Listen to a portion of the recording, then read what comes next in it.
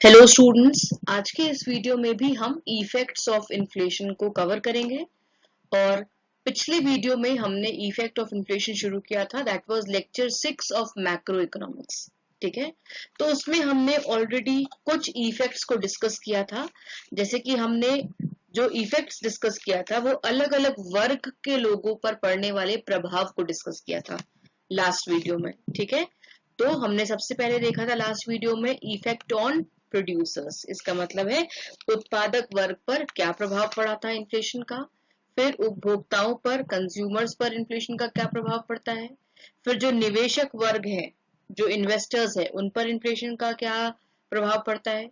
फिर जो मजदूरी कमाते हैं या जो फिक्स्ड इनकम कमाते हैं, वेतन भोगी हैं, तो उन पर इन्फ्लेशन का क्या प्रभाव पड़ा था। और हमने देखा था डेटर्स और क्रेडिटर्स पे, ऋणी तथा ऋणदाता वर्ग पर मुद्रास्फीति का क्या प्रभाव पड़ता है।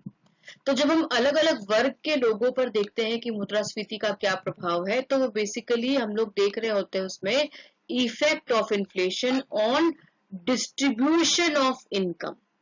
ठीक है, तो अगर पूछा जाए कि इन्फ्लेशन का इफेक्ट आय के वितरण में, डिस्ट्रीब्यूशन ऑफ इनकम पे क्या है, तो उसमें आपको हर एक वर्ग पर पड़ने वाले प्रभाव को एक्सप्लेन करना पड़ेगा। ठीक है, तो ये एक टाइप का इकोनॉमिक इफेक्ट ही है, effect on distribution of income. लेकिन क्योंकि इसमें बहुत सारे सब टॉपिक्स थे, इसलिए हमने सबसे पहले इसको कवर किया था। और सेकंड में हमने ऐड कर दिया है अदर इकोनॉमिक इफेक्ट्स, मतलब रीडिस्ट्रीब्यूशन ऑफ इनकम या डिस्ट्रीब्यूशन ऑफ इनकम के अलावा जो अन्य आर्थिक प्रभाव है उसके बारे में। तो उसका थर्ड पॉइंट है आपका मॉरल इफेक्ट, मतलब नैतिक प्रभाव क्या पड़ता है मुद्रास्फीति का। और फिर उसके बाद है पॉलिटिकल इफेक्ट, मतलब राजनीतिक प्रभाव क्या पड़ता है। ठीक है, तो लास्ट वीडियो में हमने ये वाले टॉपिक को पूरी तरीके से कंप्लीट किया था। आज के इस वीडियो में ये जो रिमेनिंग 3 इफेक्ट्स है जो हमने कवर नहीं किया था लास्ट वीडियो में, वो हम आज इस वीडियो में कंप्लीट करेंगे। ठीक है, इकोनॉमिक इफेक्ट ऑफ इन्फ्लेशन, मुद्रास्फीति के आर्थिक प्रभाव। ठीक है, तो जब मुद्रास्फीति का या स्फीति काल की हम बात करते हैं तो उसमें उसके कारण आर्थिक प्रभाव देखने को मिलता है। और वो आर्थिक प्रभाव आप देख सकते हैं, we have a complete list. हम लोग एक एक करके हर एक पॉइंट से डील करेंगे। तो सबसे पहले शुरू करते हैं रीडिस्ट्रीब्यूशन ऑफ इनकम से। ठीक है, आय का पूर्ण वितरण। तो आपको याद होगा हमने पिछले लेक्चर में भी देखा था कि मुद्रास्फीति में या स्फीति काल में कुछ लोग होते हैं जो गेन करते हैं और कुछ लोग होते हैं जो लूज करते हैं। ठीक है, जिन्हें नुकसान भोगना पड़ता है। अब ये याद रखना है कि स्फीति काल में जो आय में असमानता है वो बढ़ने लगता है। कैसे? अगर हम उद्योगपति को ले या व्यापारी को ले तो हमें पता है कि वो लाभ कमाते हैं इन्फ्लेशन के दौरान, क्योंकि उस समय आर्थिक क्रियाएं जो है वो बढ़ जाती हैं, तो उन्हें लाभ मिलता है। लेकिन वैसे लोग जो फिक्स्ड इनकम ग्रुप को बिलोंग करते हैं, उनके आय में वृद्धि नहीं होती है। और जब कीमत बढ़ने लगता है तो उन्हें ज्यादा कठिनाइयों को झेलना पड़ता है। तो ये हम देख सकते हैं कि ये जो गैप है ये बढ़ने लगता है इन्फ्लेशन के दौरान, क्योंकि जो पहले से धनी है वो और ज्यादा लाभ अर्जित करते हैं। और जो फिक्स्ड इनकम वाले हैं या वैसे निवेशक जो वैसे सिक्योरिटीज में पैसा लगाते हैं जिसमें उन्हें फिक्स्ड रिटर्न मिलता है, इन्फ्लेशन के समय उन्हें ज्यादा कठिनाइयों का सामना करना पड़ता है। तो अगर आप रीडिस्ट्रीब्यूशन ऑफ इनकम को एक्सप्लेन करेंगे तो लेक्चर 6 में हमने डिटेल्स में effect on producers, consumers, investors, ये सब कुछ पढ़ा है। आप उसके एक्सप्लेनेशन को यहाँ ऐड कर सकते हैं। ठीक है, फिर है इफेक्ट ऑन प्रोडक्शन। प्रोडक्शन में इंक्रीज देखने को मिलता है, क्योंकि जो उत्पादक वर्ग होता है वो प्रॉफिट कमाता है इन्फ्लेशन के समय, क्योंकि उन्हें अपने प्रोडक्ट्स के लिए हायर प्राइसेस मिलते हैं और मोटिवेशन होता है, इसलिए वो प्रॉफिट्स ज्यादा अर्जित करने के लिए अपना प्रोडक्शन जो है वो क्या कर देते हैं, बढ़ा देते हैं। लेकिन ध्यान रहे कि ये जो प्रोडक्शन है वो पूर्ण रोजगार, फुल एम्प्लॉयमेंट के बाद बढ़ाया नहीं जा सकता है, क्योंकि उस समय रिसोर्सेस ऑलरेडी, जितने भी संसाधन है वो ऑलरेडी पूरी तरीके से उपयोग में लिए जा चुके होते हैं। ठीक है, फिर है इंक्रीज इन टैक्सेस। याद रखना है कि इन्फ्लेशन के समय, स्फीति काल के समय जो सरकार का व्यय है, खर्च है, वो बढ़ जाता है। तो सरकार बहुत सारे टाइप के टैक्सेस को इम्पोज करता है, इनडायरेक्ट टैक्सेस को, ठीक है। और साथ ही साथ पब्लिक डेट, इसका मतलब है सार्वजनिक ऋण में भी वृद्धि देखने को मिलती है, क्योंकि सरकार असीमित तरीके से टैक्सेस को बढ़ा नहीं सकता अपने व्यय को मीट करने के लिए, अपने एक्सपेंडिचर्स को मीट करने के लिए। तो सरकार government resorts to public borrowings. अब याद रखना है कि पब्लिक बोरोइंग करने से क्या होगा कि जो पब्लिक के पास पैसा है, मनी सप्लाई जो है वो थोड़ा कम हो जाएगा, क्योंकि जब गवर्नमेंट बोरो कर लेगी पब्लिक से, तो देखो याद रखना है यहाँ पे कि गवर्नमेंट आरबीआई से भी बोरो कर सकती है और पब्लिक से भी, ठीक है। लेकिन अगर गवर्नमेंट आरबीआई से बोरो करती है तो उससे क्या होता है कि आरबीआई न्यू नोट्स छाप के देता है, तो उससे मनी सप्लाई जो होता है वो क्या हो जाता है, बढ़ जाता है। लेकिन अगर सरकार लोगों से ऋण लेती है तो लोगों के पास जो मुद्रा की मात्रा है वो कम रह जाती है, और इस कारण से स्फीति में नियंत्रण करने में भी सहायता मिलती है। तो इसका जो प्रभाव है वो मिला जुला प्रभाव है। फिर है adverse impact on foreign trade, विदेशी व्यापार पर जो प्रभाव है वो प्रतिकूल प्रभाव है, मतलब अनफेवरेबल इम्पैक्ट है। क्यों? क्योंकि जब हम फॉरेन ट्रेड की बात करते हैं तो हम बात करते हैं एक्सपोर्ट और इंपोर्ट के बारे में, निर्यात और आयात के बारे में। तो जब स्फीति काल में हमारे यहाँ जो डोमेस्टिक प्राइसेस है वो बढ़ जाता है, तो हमारे एक्सपोर्ट्स में गिरावट हो जाती है, क्योंकि फॉरेनर्स के लिए अब हमारे इंडियंस के लिए भी जो प्राइसेस है वो क्या हो गया, बढ़ गया है। तो ऐसे में एक्सपोर्ट्स जो है वो घटने लगेगा, और जो इंपोर्ट्स है, आयात है, उसे प्रोत्साहन मिलेगा, जिस कारण से हमारा जो फॉरेन ट्रेड पे इम्पैक्ट होगा वो एडवर्स होगा, इन अनफेवरेबल, ठीक है। फिर है जमाखोरी और कालाबाजारी, जिसे हम होर्डिंग एंड ब्लैक मार्केटिंग भी कहते हैं। तो याद रखना है कि इन्फ्लेशन के दौरान प्रोड्यूसर्स एसेंशियल कमोडिटीज को जमा करके रखते हैं, जमाखोरी करते हैं, होर्डिंग करते हैं। क्यों?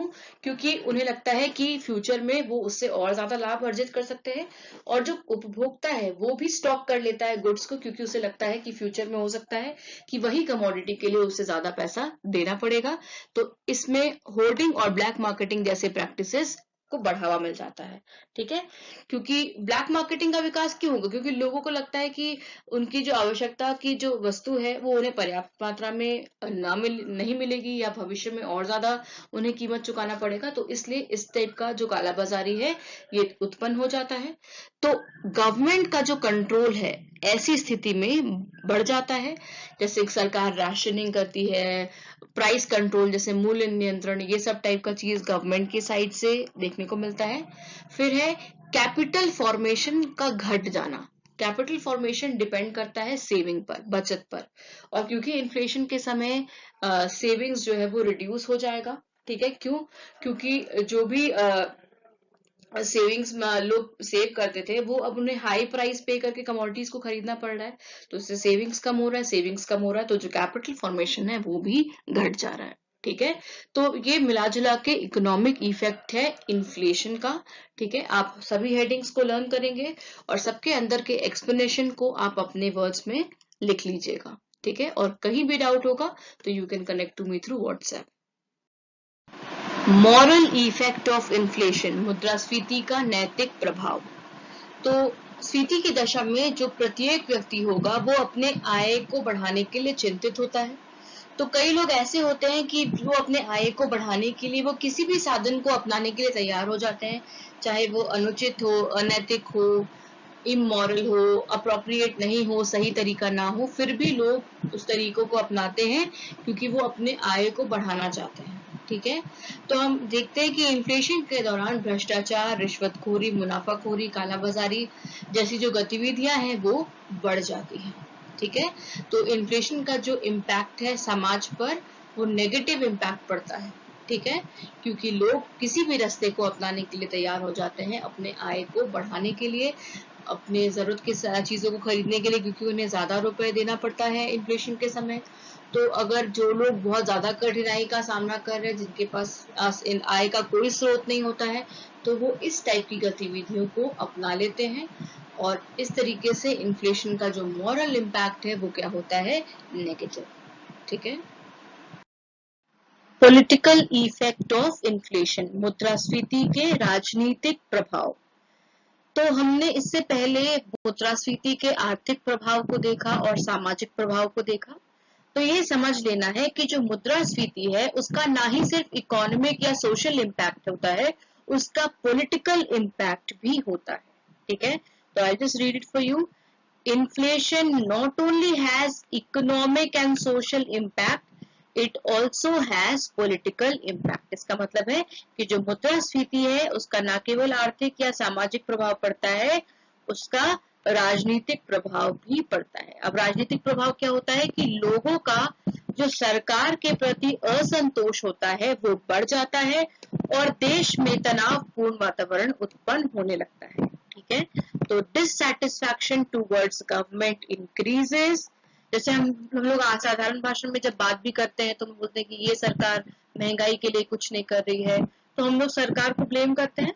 तो सरकार के प्रति जो डिससैटिस्फैक्शन है वो बढ़ जाता है और एक तनावपूर्ण वातावरण जो है वो क्या हो जाता है, क्रिएट हो जाता है देश में, ठीक है।